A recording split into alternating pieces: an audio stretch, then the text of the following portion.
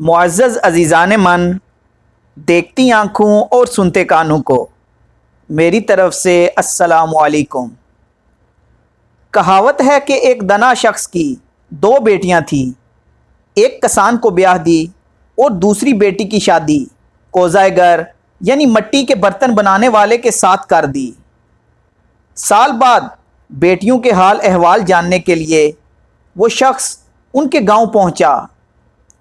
जो बेटी कसान को ब्याह दी है वो खुश दिली से बाप का वालहाना इस्तकबाल करती है। खैर खैरियत और कस्बे माश से मुतल्लक पूछने पर बताती है कि उदार बीज खरीद कर खेत खलियान आबाद किए हैं, अब बारिश का इंतज़ार है। बारिश हुई तो समझे रहमत, वरना जहमत और मुसीबत। वहाँ से जब उनके वालिद रुखसत हुए तो फिर कुमार की बीवी के पास पहुँचे। बेटी बाप का खूब इस्तकबाल करती है। खैर खैरियत और कस्बे माश से मुतल्लक सवाल पर बताती है कि बड़ी मेहनत से कुछ बर्तन बनाकर सूखने के लिए धूप में रखे हैं, अब बारिश ना हुई तो अल्लाह का करम, बारिश हुई तो जहमत और मुसीबत।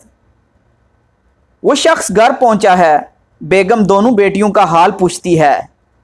वो जवाब देते हैं कि बारिश हुई तो अल्हम्दुलिल्लाह और अगर बारिश ना हुई तो भी अल्हम्दुलिल्लाह। दोस्तों, इस कहानी से हमें ये सबक मिलता है, जो चीज़ आपके लिए मुनासिब हो ज़रूरी नहीं वो दूसरे के लिए भी मुनासिब हो, और जो आपके लिए मुनासिब नहीं वो दूसरे के लिए भी नामुनासिब हो ये लाजमी नहीं।